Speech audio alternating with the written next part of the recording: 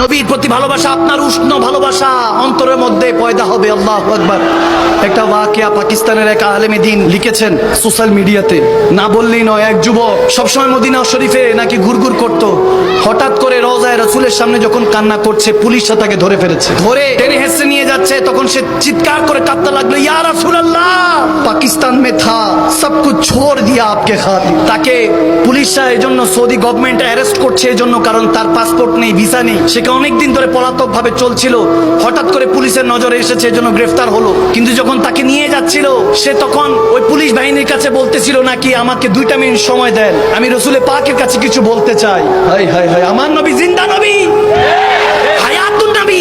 মুমিনের করিব থাকেন, বলে যে মুমিন আমরা কেন সালাতুস সালাম পড়ছি দাঁড়িয়ে? নবী কি আমাদের মজলিসে এসেছে, মাহফিলে এসেছে? না না, নবী কি মজলিসে আসবে? আন-নবী আওলা বিল মুমিনিনা মিন আনফুসিহিম, মুমিনা মিন আনফুসিহিম। নবী মুমিনের জানার চাইতে নিকটে আসবে। কি মুমিন হলে তো অন্তরেই থাকে। আপনি মুমিনের জন্য দেখেন না, যারা দেখে তারা তো দাঁড়িয়ে সালাতুস সালাম দেয়। ওই যুবক দৌড়ায় গিয়ে বলতেছে, ইয়া রাসূলুল্লাহ, সব ছোড় কা আয়া থা, আপকো তো পাতা হ্যায়, ইনকো नहीं পাতা। তাদের তো জানা নেই, কিন্তু ইয়া রাসূল আপনি তো জানেন। ঘর বার সম্পত্তি, কোটিপতি বাবার ছেলে ছিলাম, সব ছেড়ে ইয়া রাসূল আপনার কাছে এসেছি। আজকে নিয়ে যাচ্ছে, আমাকে পাঠিয়ে দিবে আমার দেশে, আমি থাকতে পারবো না, কিছু একটা করেন। বলতে দেরি নাই, দেখতেছে ওই পুলিশ বাহিনী বলে, এবং ওই আলেমে দ্বীন দেখতেছেন, পাকিস্তানের একজন স্কলার দেখতেছেন, ছেলেটা গড়িয়ে পড়লো, জমিনে লুটে পড়লো। তারা মনে করেছেন বেহুশ, কিন্তু ভালো মতো নজ করে দেখেন, খেয়াল করে দেখেন, তার রূপ পারভাস করে গিয়েছে ওখানে। ইন্না লিল্লাহি ওয়া ইন্না ইলাইহি রাজিউন, ওখানে ইন্তেকাল করেছে।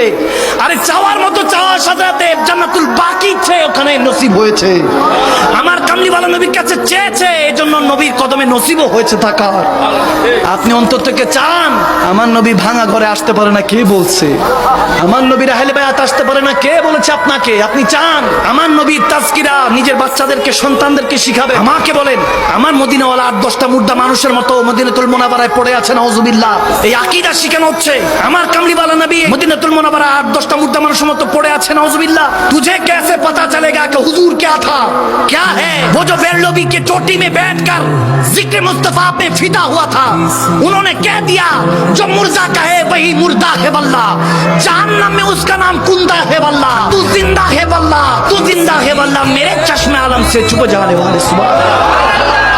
কখনো কি বুঝার চেষ্টা করেছেন মালিক ও খালিকের ভালোবাসা? আপনি ওই যে বললাম না, আপনাকে ভালোবাসা সিরিয়ালে অর্জন করতে হবে। সিরিয়ালে দাদা দাদির প্রতি, নানা নানির প্রতি ভালোবাসা কখন আসবে? যদি মা বাবার প্রতি ভক্তি, শ্রদ্ধা, ভালোবাসা থাকে। আওয়াজ দেন, ঠিক কিনা? অনেকে আমাকে দেখলে বলে, হুজুর আপনি এত ওয়েল ড্রেস আপ পরে থাকেন কেন? অনেক ওলামায়ে কেরামরা ওয়েল ড্রেস আপ পরে থাকে, খুব সুন্দর করে পরিপাটি হয়ে থাকে। আমি তখন বলি, আল্লাহু জামিল ইউহিব্বুল জামাল, আল্লাহ সুন্দরকে ভালোবাসে, তাই সুন্দর হয়ে থাকে। এখন যখন বিয়ের ফাংশন, কোনো কিছুতে, আমরা বিয়েতে, অন্যের কোনো সেরেমনিতে, ম্যারেজ সেরেমনিতে যখন আমরা যাই, তখন কত ভালো পোশাক। যখন আল্লাহ রাসূলের কথা শুনতে আসি, যখন জানি যে আল্লাহ রাসূল এখন দেখবে, তখন সিরা ফাড়াডা, ঠিক কিনা? এটা করা যাবে না। হযরত কুতুবউদ্দিন বাখতিয়ার কাকি একদম সিমসাম ড্রেস আপ পরে হযরত মাইনুদ্দিন চিশতি খাজা আজমিরের কাছে আসলেন, যিনি 90 লক্ষ বেদিনকে কলমা পড়িয়ে মুসলমান বানিয়েছেন। সুবহানাল্লাহ। খাজা মাইনুদ্দিন চিশতি খাজা কুতুবউদ্দিনকে দেখে বলছেন, কুতুবউদ্দিন ये क्या पहन के आ गए, এটা কি পরে চলে আসছো? বলে, হুজুর দরবেশি লেবাস পড়েছি, দরবেশি লেবাস পহন কে আ গয়া, অর্থাৎ আমি দরবেশি পোশাক পড়েছি, সিমসাম, সিধা সাদা। নবীজি যেমন পড়তেন সিমসাম, কোন রকমের কোনো সাজসজ্জা নেই, সুন্দরভাবে পরিপাটি থাকতেন। আমার নবী কোনো অগোছালো ময়লা থাকতেন না, নাউজুবিল্লাহ, সিমসাম থাকতেন নবীজির মতো। তখন খাজা মাইনুদ্দিন চিশতি বুঝাচ্ছেন, খবরদার, নবীজির জামা মোবারক, জিসমে যে পোশাক লেগেছে, ওটা সুতা যেটা আছে, পুরো জামাও না, একটা জামা মোবারকের একটা সুতা কুল কায়নাতকে কোটিবার বিক্রি করলে 18,000 মাখলুকাত, 80,000 আলমকে, 80,000 আলমকে, কুল কায়নাতকে কোটিবার বিক্রি করলো, আমার নবীর সুতার একটা দামের মূল্য হবে না, ঠিক না? আমার নবীজি যেটা পোশাক পরে আছেন, এটা অমূল্য, কোনো প্রাইস নির্ধারণ করা যাবে? নবী ইচ্ছায় পড়েছেন। এই জন্য বাদশাহ নবী, কুল কায়নাতের শাহেনশাহ নবী নিজে সিমসাম থেকেছেন, যাতে গরিব মনে না করে যে নবী শুধু ধনীদের, গরিবদের না। আর সুবহানাল্লাহ পড়বেন না আপনারা? এই জন্য নবীজি মনে করেন সিমসাম চলেছেন, সাদা সিধা। তখন বলতেছেন খাজা মাইনুদ্দিন চিশতি, কুতুবউদ্দিন अगर दरवेशी रखना है अंदर रखो और बाहर शहनशाह नबी का बादशाह बनो। सुभान अल्लाह। বলে দরবেশি ফকিরি সিমসাম যদি থাকতে চাও, আল্লাহর কাছে সরল থাকতে চাও, দুনিয়াকে দেখার দরকার নেই, ওটা ভিতরে রাখো।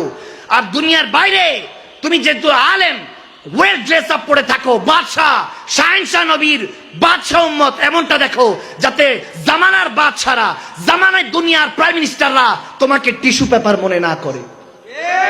ঠিক কিনা? এটা মাথায় রাখতে হবে। এই জন্য বললাম আল্লাহু জামিল ইউহিব্বুল জামাল, সবসময় সুন্দর ড্রেস আপ পরে থাকবেন। কে কি বললো যে মাথায় কি পরছেন, এটা কি টুপি, এটা এরকম কেন, আপনার জামা এরকম কেন, সুন্দর থাকবেন, সবাই থেকে আলাদা থাকবেন, যাতে হাজারের মধ্যে যে স্পেশাল তাকে তো আমরা চিনি, হাজার নয় লাখের মধ্যে যাতে আল্লাহ চিনে নেয়, ওই যে ওটা আমার বান্দা। আল্লাহ আমাদেরকে বুঝদান করুক, আমিন বলেন। আল্লাহু জামিল ইউহিব্বুল জামাল। এজন্য আল্লাহ সুন্দর সুন্দরকে ভালোবাসতে হবে, ঠিক কি না? তো যেটা বলছিলাম